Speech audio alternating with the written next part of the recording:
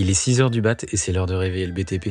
Je suis Nicolas Charton et chaque semaine je reçois celles et ceux qui font du BTP le secteur le plus riche du milieu professionnel. Et ça, c'est totalement objectif, ou presque. Alors si les sujets qui rythment l'actualité du secteur, la découverte de nouveaux métiers et en apprendre un peu plus sur le parcours de passionnés du bâtiment et des travaux publics t'intéressent, choisis ta boisson chaude préférée, installe-toi confortablement et profite de l'épisode qui va suivre. Bonjour à tous, on se retrouve aujourd'hui dans un nouvel épisode hors série hivernale sur le podcast 6 heures du mat. J'ai le plaisir ce matin de recevoir, enfin plutôt d'être reçu par Marc Lafont, président de WO2. Ensemble, on va parler aujourd'hui du projet Marc AD Belvédère où on est actuellement pour enregistrer. Et pour commencer déjà, bonjour Marc, merci de m'accueillir ici. Bonjour. Aujourd'hui, donc, on va parler de ce projet en particulier. On va parler bas carbone, on va parler durabilité des bâtiments. Un vaste programme, mais avant toute chose, je vais vous demander quand même de vous présenter. Qui êtes-vous, votre parcours et le lien que vous entretenez avec le BTP? Alors, je suis ingénieur de formation, ingénieur de l'école des mines, dont j'ai été diplômé il y a maintenant plus d'une dizaine d'années. J'ai commencé ma carrière dans l'immobilier chez Unibail-Rodamco, Ok. où je me suis occupé de plusieurs projets. Je me suis occupé notamment du projet du Forum des Halles, et ensuite je me suis occupé du projet du CNIT, l'arrivée de la Garriole sous le CNIT, et puis d'autres projets portés par Unibail. Et puis j'ai rejoint l'aventure bas carbone en 2017. J'avais toujours été intéressé par l'entrepreneuriat. C'était une petite boîte qui se montait, qui à l'époque s'appelait Woodeum. WO2 n'existait pas. Ok. Montée par Guillaume Poitrinal et Philippe Zivkovic, qui avaient une conviction absolument chevillée au corps. La conviction, c'était qu'il était absolument indispensable de réduire l'empreinte carbone de l'immobilier. Et c'est une conviction qui m'a parlé très tôt. Donc j'ai rejoint cette aventure. Woodeum, c'était un promoteur du bois spécialisé dans le résidentiel. Et puis on a monté WO2.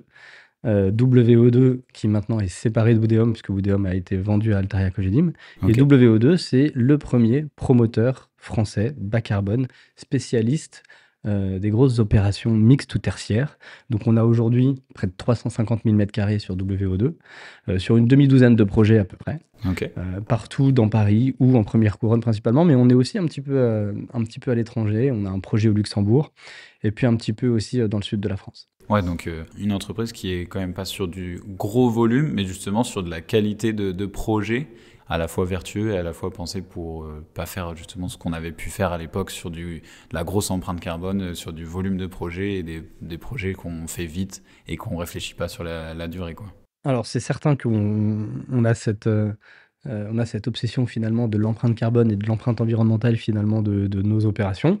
On a peu d'opérations en nombre, mais ce sont des opérations de taille importante puisqu'on a 350 000 m² Ouais. de projet à peu près, finalement près d'1,4 milliard de capex sous gestion. Donc ça fait de nous quand même un des acteurs majeurs du développement de l'immobilier tertiaire en France en ce moment. Et par contre, vous avez raison, on va absolument systématiquement se poser la question de la pertinence d'un projet, à la fois sous l'angle évidemment de sa performance économique, mais également dans un premier temps sous l'angle de sa pertinence carbone. Est-ce qu'il est possible et comment faire de chacun de nos projets des projets qui sont résolument bas carbone? Ça veut dire quoi? Ça veut dire des projets qui ont une empreinte carbone qui est divisée par un facteur 2, 3, voire 4 par rapport à des opérations traditionnelles.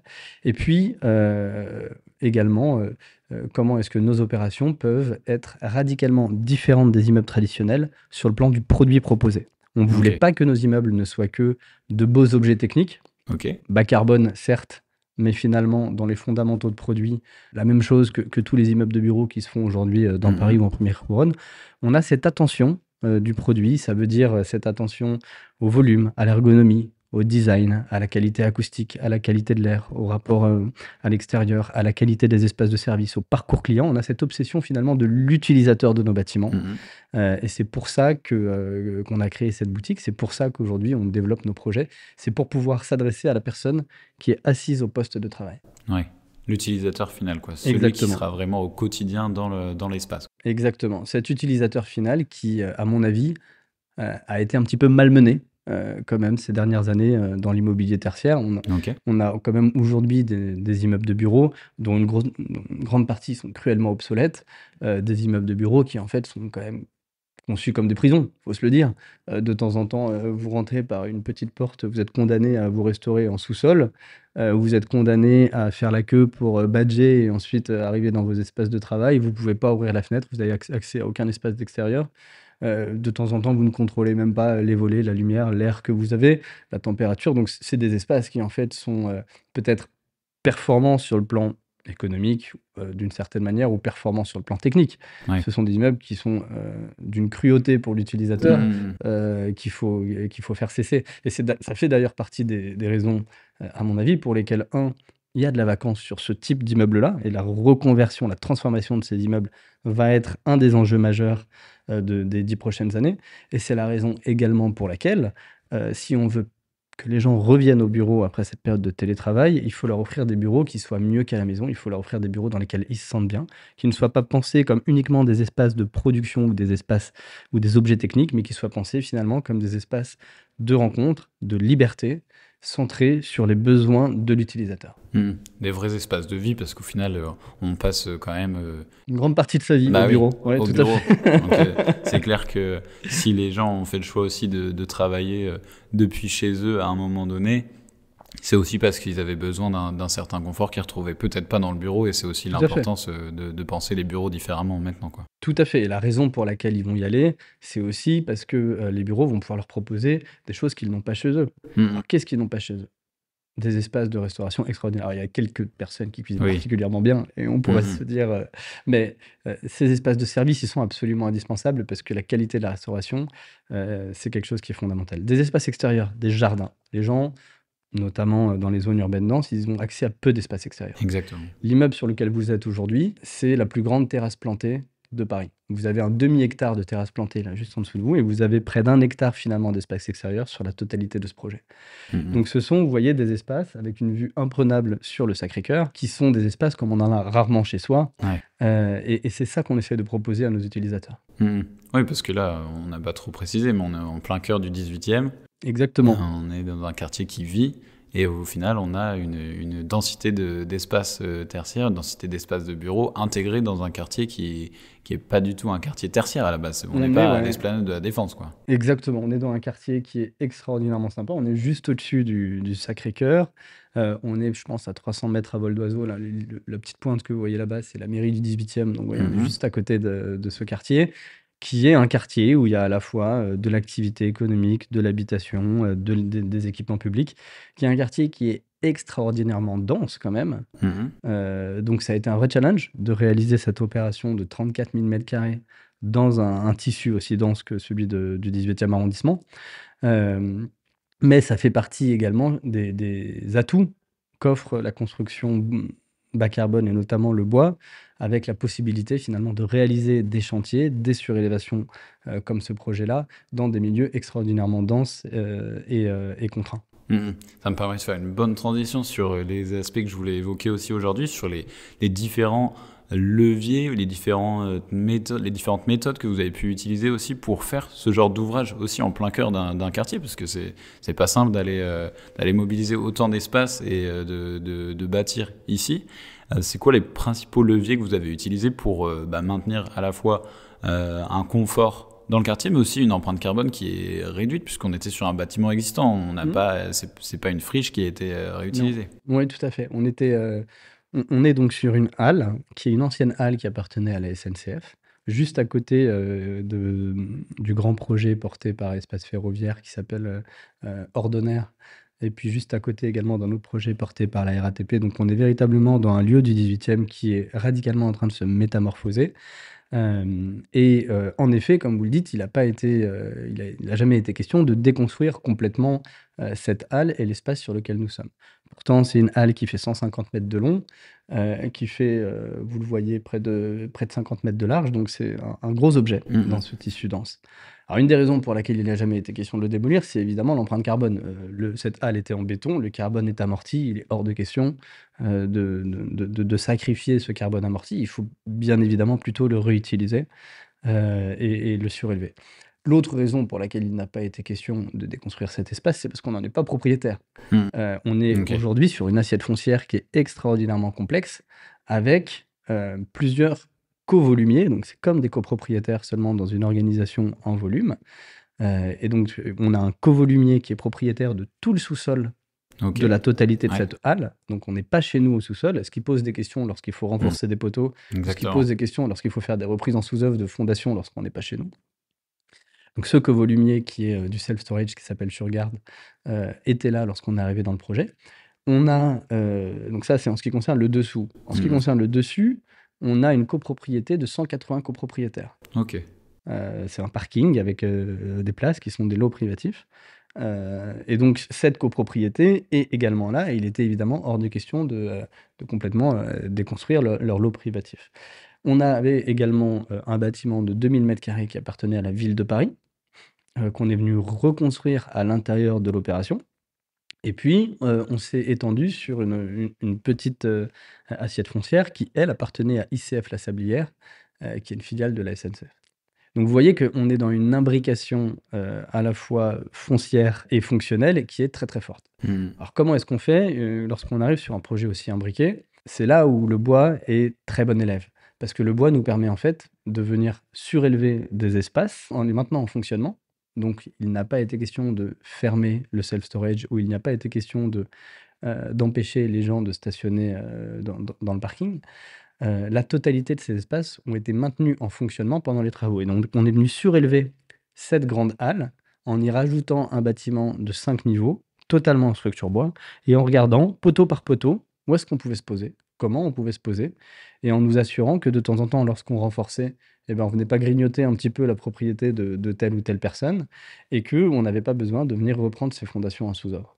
Donc vous voyez qu'il y a une imbrication qui est technique, fonctionnelle et juridique foncière, qui est très très forte sur ce type de projet. C'est également un projet qui n'aurait pas pu être réalisé en béton, parce que le bois est 5 fois plus léger que le béton. Donc si vous vouliez poser 5 niveaux sur cette halle en la maintenant en fonctionnement et sans renforcer les poteaux, ça ne fonctionnait pas avec un autre matériau de construction. C'est également un projet qui capitalise énormément sur l'utilisation du bois, parce que comme vous le voyez tout autour de vous, il y a des gens. Il y a des gens qui habitent là, il y a des gens qui travaillent là, il y a des commerces qui doivent continuer à fonctionner. Donc il était hors de question de condamner tout le quartier pour ce chantier qui fait quand même 34 000 m² dans le cœur de Paris. Donc c'est la taille d'un îlot haussmannien en tant que tel. C'est un gros objet. Et là encore, lorsqu'on construit en bois, eh ben, on peut avoir recours massivement à la préfabrication. Donc, au lieu d'avoir des camions toupies qui amènent 6 à 8 mètres cubes de béton par camion toupie, avec du coup un flux de camions toupies qui aurait été extrêmement lourd, on a des camions qui nous apportent du CLT. Sur un camion de CLT, vous pouvez mettre entre 40 et 45 mètres cubes de CLT. Donc, vous voyez que vous divisez les flux de chantier par un facteur 6 à 8 mathématiquement. Donc, vous venez réduire vos flux qui sont liés aux grosses œuvres. Et une fois que vous avez assemblé votre structure, vous pouvez également avoir des façades qui sont en ossature bois préfabriquées. Et donc, vous avez un recours massif à la préfabrication sur ce type de chantier. Ça vous permet à la fois de limiter les espaces de stockage, de limiter les espaces de flux, de limiter les nuisances, le bruit, la poussière pour les riverains, et d'avoir finalement un chantier qui est acceptable dans le cœur de Paris. Ce qui était essentiel parce que voilà, c'est un projet sur lequel on a été en très étroite concertation avec tous nos voisins. Ouais, j'imagine que même en termes de logistique, à faire accepter aussi à la mairie de Paris, c'est bien plus simple en coordination d'avoir beaucoup moins de flux logistiques que d'avoir chaque jour déjà à la fois les camions toupies, à la fois aussi tout ce qui est reprise des déchets, etc. Sur le chantier ici. Ça bloquerait carrément l'économie du quartier si Exactement, on avait et la mairie n'aurait pas pu accepter un projet qui bloque un quartier, ça n'aurait pas été entendable, elle aurait été dans son rôle de refuser ça finalement. Exactement. Donc non, on a travaillé ça en effet avec les services de la ville, avec la mairie du 18e et la mairie centrale, pour que l'opération se déroule le mieux possible. Et je crois que c'est une réussite, puisque là, on va livrer ce projet l'année prochaine, et on n'a pas eu, vous voyez, d'interruption, on n'a pas eu de problème avec les riverains. Donc on voit qu'on a réussi sur cette opération à véritablement capitaliser sur l'ensemble des atouts de la construction bois pendant la phase de chantier. Et puis également, surtout, le bois nous a permis de réduire l'empreinte carbone de ce qu'on faisait. Parce que ce qui est extraordinaire lorsque vous surélevez une dalle en béton, c'est que vous n'avez plus de carbone à injecter dans des infrastructures. Là où sur nos bâtiments neufs, On arrive évidemment à maximiser l'utilisation du bois sur la superstructure. On a encore des infras, des fondations et des parkings qui sont en béton. Ouais. Sur ce projet-là, c'était extraordinaire. On n'a pas eu à injecter ce béton, donc on a pu réduire encore l'empreinte carbone de ce projet par rapport à ce qu'on aurait fait sur un projet neuf, justement en réutilisant ce carbone amorti.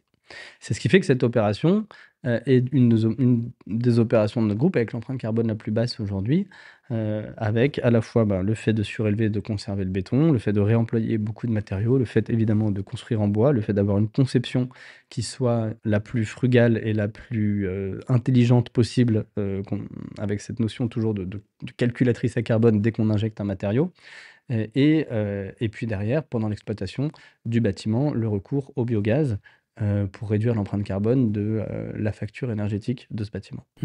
Et sur la partie justement choix fort qui est le bois, on ne parle pas non plus c'est pas du bois comme on l'entend de manière classique où on va amener des gros camions justement de bois brut. Là justement il y a une méthode de bois avec le CLT qui a justement permis d'aller assez vite aussi et de faire du volume sans avoir un impact aussi carbone, parce que construire avec du bois, c'est aussi utiliser des ressources. Ouais. Et alors que le CLT en utilise un peu moins, du coup, en volume, puisqu'on va aller chercher de la réduction aussi là-dessus. Enfin, vous avez raison, c'est-à-dire que le mode constructif qui est le nôtre sur ce projet-là, c'est la totalité des poteaux sont en lamellé-collé. Une partie des poutres également sont en lamellé-collé. Alors on aime bien maximiser l'utilisation du bois dans les poutres. Il se trouve que là, on a quelques poutres de temps en temps qui sont en métal. Mais voilà, on a ce système poteau-poutre qui est largement en bois. Et puis après, la totalité des planchers sont en CLT, donc ce lamellé-collé contre-croisé. C'est la même chose que les poutres en lamellé-collé traditionnelles. Seulement, les fibres de bois sont collées perpendiculaires les unes aux autres. Et c'est ce qui nous permet de remplacer les grandes dalles qu'on a traditionnellement en béton ou qu'on peut avoir en bac acier, en bac collaborant, par du bois. Et puis ce bois, donc, il est prédécoupé en usine. Donc la totalité des réservations pour la CVC, pour les LEC, sont faits en usine. Ce qui veut dire quand même que lorsque vous commencez à commander votre grosse œuvre, vous avez d'ores et déjà les plans d'exécution de la partie lot technique qui est réalisée, et vous avez d'ores et déjà une bonne idée de la manière dont vont être organisés vos lots techniques dans l'immeuble. Donc ça veut dire qu'on pousse les études de conception beaucoup plus loin, mais qu'au moment où on lance le bois en fabrication, on a la visibilité sur la manière dont les lots techniques et les lots structurels vont être imbriqués. Et puis, sur ce qui est aussi atypique sur cet ouvrage, à la fois lié au bois et puis lié au fait que c'est une surélévation, c'est ce qu'on appelle le contreventement de l'immeuble. Donc le contreventement de l'immeuble, c'est la manière dont l'immeuble va résister aux efforts du vent. Traditionnellement, on aurait eu un contreventement de notre immeuble qui aurait été assuré par des noyaux de cages d'ascenseurs et d'escaliers qui auraient été en béton et qui auraient assuré ce contreventement. Il se trouve que là, c'était pas possible puisque comme on n'est pas propriétaire de ce qui se passe en dessous, on pouvait pas faire descendre nos noyaux jusqu'aux fondations et les encastrer dans le sol. C'était pas possible. Donc, on contrevente ce bâtiment à la fois par les façades et puis par les croix de Saint-André que vous avez en bois sur les plateaux de bureau. Donc, on a un système de contreventement particulier qui maximise également l'utilisation du bois et qui fait que on a dû innover sur ce bâtiment-là, compte tenu des spécificités qu'on avait et notamment du fait que c'est une surélévation. Mais c'est un parti pris qui est quand même assez important à souligner, puisque il y a encore des projets sur lesquels au final repartir de l'existant en faisant ce genre de méthode, il est presque moins coûteux de détruire et de refaire au final. Oui, alors peut-être moins coûteux en euros. La question de l'empreinte carbone quand même de ce qu'on est en train de faire est de plus en plus une question qui est omniprésente lorsqu'on prend ce type de décision. Là, encore une fois, la démolition de l'existant et la démolition de la halle qui préexistait n'a pas été une question. N'a pas été une question pour des raisons de carbone, n'a pas été une question pour des raisons de propriété, tout simplement. Donc, il fallait, sur ce projet-là, avoir une construction exemplaire en conservant l'existant. Et ça, c'est un point important aussi sur la durée de vie des bâtiments, parce que ça aussi, on voit des ouvrages qui ont été faits il y a une dizaine, une quinzaine d'années, qui ont une durée de vie au final qu'on n'avait pas imaginé qui allait être impactée aussi vite. y a des bâtiments qui vieillissent très bien, des bâtiments qui vieillissent très mal, des choses qui ont été faites récemment. Mmh. Ça aussi, s'intégrer dans cette réflexion d'empreinte carbone, c'est aussi penser sur la durée du bâtiment pour pas qu'il ait besoin d'avoir à la fois des modifications et aussi justement de penser à ce qu'il ait une vie assez longue, puisque on dit en général qu'un bâtiment, la durée de vie d'exploitation est entre 30 et 40 ans quand même. On construit pas du jour au lendemain, quoi. Oui, non, la durabilité des bâtiments, elle est essentielle. Alors, ce qui se faisait il y a quelques années ou quelques dizaines d'années, c'était on faisait des bâtiments en béton et puis on mettait de temps en temps du parement en bois en façade. Donc en fait, on avait un bâtiment qui avait pas une très bonne empreinte carbone puisque la structure était quand même en béton, en acier et puis ça a donné une mauvaise presse aux matériaux bois puisqu'en fait, les façades se dégradaient dans le temps, elles étaient soumises aux variations, d'humidité, elles étaient soumises aux intempéries et assez logiquement, le bois se dégradait. Nous, on fait l'inverse.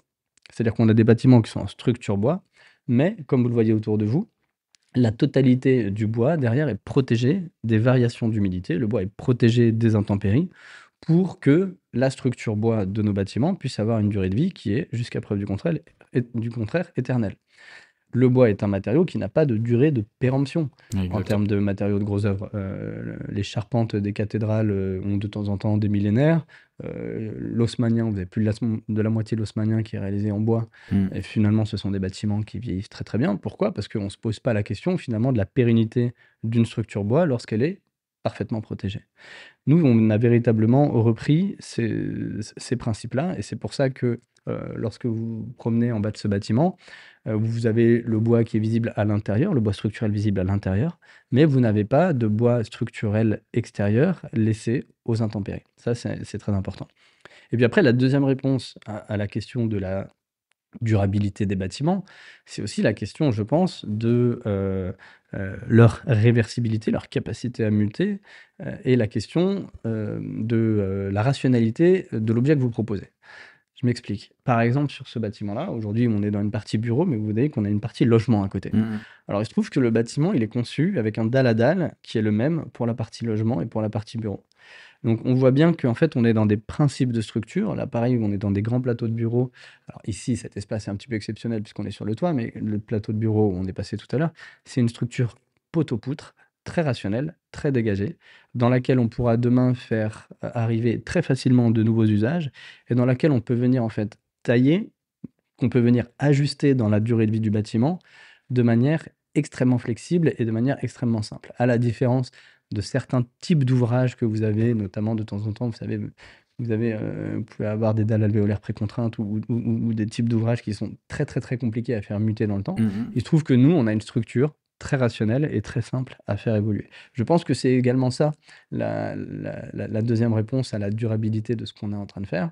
C'est vous assurer que le bâtiment a une durée de vie sur ses fondamentaux qui n'est pas limitée, et deux, vous assurer que l'objet que vous proposez va pouvoir avoir des usages qui évoluent en fonction de ce dont on aura besoin demain ou après-demain. C'est clair que au final, là, ça va être sur le projet dans lequel il a été pensé actuellement, c'est justement pour faire du bureau, mais il est aussi pensé pour amener une autre réflexion dans le futur, quoi. Il ne sera pas figé si quelqu'un veut, à un moment donné, faire muter justement cette utilisation de l'espace. On voit bien, on est sur un objet sur lequel on a deux immeubles de bureaux, un de 10 000 m², un de 15 000 m² qui sont parfaitement reliables. On a une résidence étudiante de 70 chambres à peu près qui est juste là-bas. On a des équipements publics pour la ville de Paris qui sont à quelques dizaines de mètres de là où on est, juste au nord. On a des commerces, on a une brasserie, on a un club de sport. Donc vous voyez qu'on a en fait une diversité, une variation des usages à l'intérieur de ce bâtiment qui est extrêmement grande. Et en tant que faiseur de ce genre d'ouvrage, c'est quoi votre leitmotiv? C'est quoi les messages que vous aimeriez laisser avec ce genre de projet pour justement amener à une réflexion plus durable aussi dans ce nouveau genre d'ouvrage en zone urbaine surtout? C'est ça qui est assez impressionnant de faire ce genre d'ouvrage actuellement pérenne et s'intégrant dans une vie de quartier, mais toujours avec cette vocation à durer dans le temps, à s'intégrer aussi dans le futur de la ville, quoi. Je pense que le message, à la fois que nous, on veut faire passer aux décideurs, mais surtout le message en fait que les décideurs veulent faire passer à travers nos immeubles, c'est très souvent, et notamment lorsqu'on parle de nos immeubles de bureaux, on s'aperçoit que les utilisateurs qui viennent nous voir, qui visitent nos immeubles, veulent exprimer quelque chose à travers leur immobilier. C'est-à-dire que l'époque où l'immobilier n'était considéré que comme une commodité, que comme un poste de charge, cette époque, elle est radicalement terminée. L'époque où également l'immobilier était utilisé uniquement comme un démonstrateur de puissance, la tour de 200 mètres de haut. Cette époque-là aussi, petit à petit, on s'aperçoit, arrive à sa fin. Aujourd'hui, les entreprises qui viennent nous voir, elles sont à la recherche d'un manifeste. Elles veulent exprimer de temps en temps un virage stratégique. On l'a vu avec le siège de GRDF qu'on a inauguré il y a quelques semaines. GRDF veut, à travers son siège social, exprimer le fait qu'ils ont opéré un tournant stratégique du gaz vers le biogaz et vers les énergies décarbonées. Elles veulent également, les entreprises, lorsqu'elles viennent nous voir, passer un message à leurs employés. Parce que une stratégie d'entreprise, ça s'incarne, ça doit se voir. Et quel est le meilleur moyen de l'incarner ou de le voir que dans le lieu dans lequel l'entreprise rassemble l'ensemble de ses équipes. C'est ça véritablement que les gens viennent chercher chez nous et c'est ça qu'on essaye d'exprimer à travers nos immeubles. C'est pour ça que, vous voyez, on a fait énormément de travail pour avoir du bois structurel omniprésent à l'intérieur de nos plateaux de bureau. C'est pour ça que on a fait très attention finalement à la qualité des espaces qu'on vient offrir aux collaborateurs. Les entreprises viennent nous voir parce qu'en fait, elles veulent exprimer quelque chose à travers leur immobilier. Et puis, il y a également quand même le fait pour une entreprise d'avoir 20, 30 ans d'avance sur la réglementation, de pouvoir s'assurer que dans son immobilier, elle est d'ores et déjà conforme au décret tertiaire avec les seuils 2050. Elle est d'ores et déjà conforme à la RE 2020 avec des seuils qui correspondent aux années 2028 ou 2031. Donc le fait pour une entreprise d'être sûre qu'elle n'aura pas à intervenir sur son immobilier lourdement dans les 20, 30 années à venir parce qu'elle a un immeuble qui est d'ores et déjà très en avance sur la réglementation. Ouais, c'est vraiment une réflexion qui est globale. On voit plus l'immobilier seulement comme un immobilier d'entreprise, en tout cas seulement comme un actif, mais sur quelque chose de très pérenne et aussi comme un actif pas forcément matériel, un actif pour la valeur d'entreprise. Ça permet d'exprimer un message, indéniablement. Et ce qui est très intéressant, et moi, une des raisons pour laquelle en fait je fais ce métier, c'est que traditionnellement, lorsque je vous parle d'écologie, lorsque je parle de bas carbone, ça rime avec quelque chose qui est quand même plutôt négatif. Voilà, on se dit, il va falloir arrêter de prendre l'avion. Bah, c'est vrai que c'est pas facile. Va falloir se nourrir différemment. Ça peut être source de problèmes pour tout un tas de gens, ce que je comprends très bien. Donc, l'écologie est de temps en temps vécue comme quelque chose qui peut être un petit peu compliqué. Et la chance absolument inouïe qu'on a, c'est qu'en ce qui concerne l'immobilier, et notamment l'immobilier tertiaire, on a la possibilité de faire des immeubles avec une très haute valeur environnementale et qui sont infiniment plus agréables à vivre pour l'utilisateur. Donc ça fait partie finalement, je trouve, des rares sujets sur lesquels on peut avoir une approche écologique indéniable et en plus aller bien plus loin que les immeubles traditionnels dans la qualité d'usage et dans le fait de proposer des immeubles qui sont agréables à vivre. Et ça, je trouve que c'est une chance parce que on arrive finalement à marier empreinte écologique très faible et qualité d'usage très forte, ce qui est en fait assez rare. Et performance d'ouvrage aussi remarquable qu'on peut travailler justement. Et des ouvrages comme celui-ci, ça permet aussi d'avoir du volume sur lequel on fait un peu des preuves de concept, quoi. Que ça permet de tester des nouvelles méthodes et d'insuffler aussi au secteur de la construction et de l'immobilier certaines réflexions qui étaient peut-être encore en suspens. En tout cas, vous avez raison, c'est au-delà de l'idée, la manière dont l'idée se transforme petit à petit en un produit, ça devient éminemment technique. Et finalement, une bonne idée n'est pas un bon produit. Ce qui permet de transformer une bonne idée en un bon produit, en l'occurrence chez nous, c'est 10 ans de R&D. Voilà. L'immeuble dans lequel vous êtes, c'est 2 à 3 ans de travaux, mais c'est 10 ans de R&D. 10 ans de R&D pour arriver à construire en bois, 10 ans de R&D pour arriver à faire sauter les faux plafonds, maximiser le volume, 10 ans de R&D pour pouvoir gérer des sujets complexes comme une interface structure-façade avec un matériau biosourcé, des sujets de surélévation assez compliqués, des sujets d'interface entre les lots techniques et la structure également. Donc, vous voyez que en effet, il est absolument indispensable et c'est pour ça que chez WO2, on est plutôt une boîte d'ingénieurs. Mmh. On a un département de R&D intégré et on travaille énormément ces questions de produits et de techniques parce que, en effet, on veut, pas faire de concessions sur la qualité du produit, mais le code de la construction et l'habitation, les DTU, les normes, les techniques constructives traditionnelles, les méthodes de conception traditionnelles, les grilles d'analyse ne sont pas toujours faites pour, intégrer ce qu'on fait. Donc il faut innover, il faut convaincre, des bureaux de contrôle, des entreprises, des Mmh. architectes, des bureaux d'études, des assureurs. Il faut convaincre des gens, en effet, de nous suivre, pour, innover sur tous ces sujets-là et pour tenir le cap du produit qu'on veut proposer. Mmh.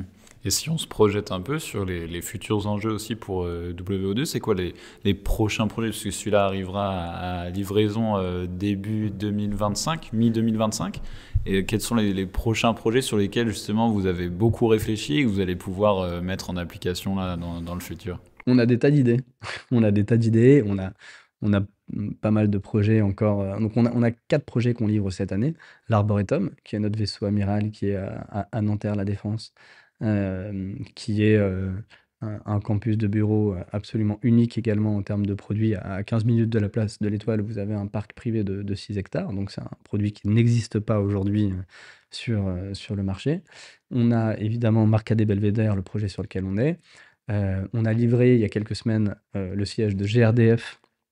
Les équipes de GRDF sont arrivées avec, 3 mois d'avance dans leur nouveau siège, parce qu'il se trouve qu'on était un petit peu en avance sur le calendrier de réalisation, donc ils ont pu emménager plus tôt. Et donc ça, c'est une opération qui est en train de se terminer. Et puis on a une 4e opération à Clichy qui s'appelle la traversée, parce que c'est une traversée vers un parc également, qui fait 16 000 m² avec, le plus grand projet BBCR Innovation Excellence de France, et une très belle réalisation qui sera livrée également l'année prochaine. Ça, c'est en cours, Mmh. de réalisation et puis on a, plusieurs autres projets. On est en train de démarrer un gros chantier, à La Défense. On a un autre projet également dans le 15e arrondissement qui est assez similaire à ce qu'on a ici sur le mode constructif, c'est-à-dire, conservation de l'existant, surélévation bois.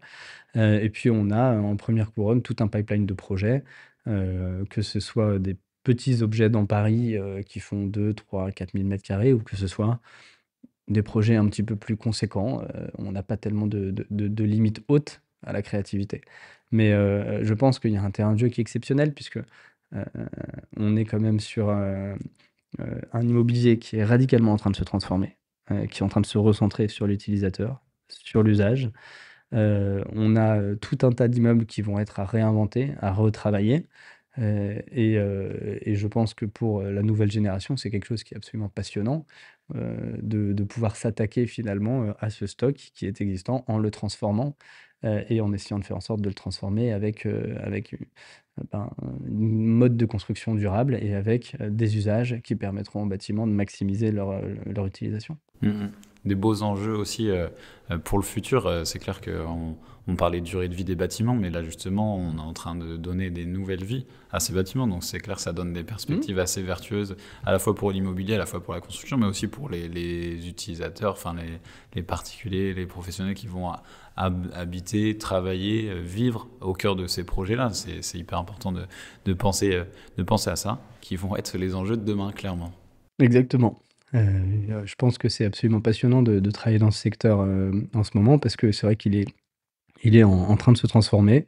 Le métier, de promoteur, le métier d'investisseur, le métier d'architecte, et la totalité des métiers du BTP sont en train de se transformer et je pense que c'est une transformation qui est à la fois nécessaire, et qui est extrêmement intéressante. Écoutez, merci beaucoup pour l'accueil déjà dans ce projet. Je vous en prie. Merci d'être venu à la fois parler du projet et aussi transmettre ces messages. C'était hyper intéressant comme échange et puis j'espère que vous avez passé un bon moment ce matin Ouais. sur le podcast. Merci Marc en tout cas. Merci. Et à très vite pour réveiller de nouveau le BTP. Merci d'avoir réveillé le BTP avec nous ce matin. Tu retrouveras toutes les infos, les liens et les documents évoqués au cours de cette discussion dans la description. Mais avant de se quitter, si tu as apprécié cet épisode, n'oublie pas de t'abonner et de mettre 5 étoiles au podcast sur ta plateforme d'écoute préférée. Et quant à nous, on se retrouve très vite pour réveiller de nouveau le BTP.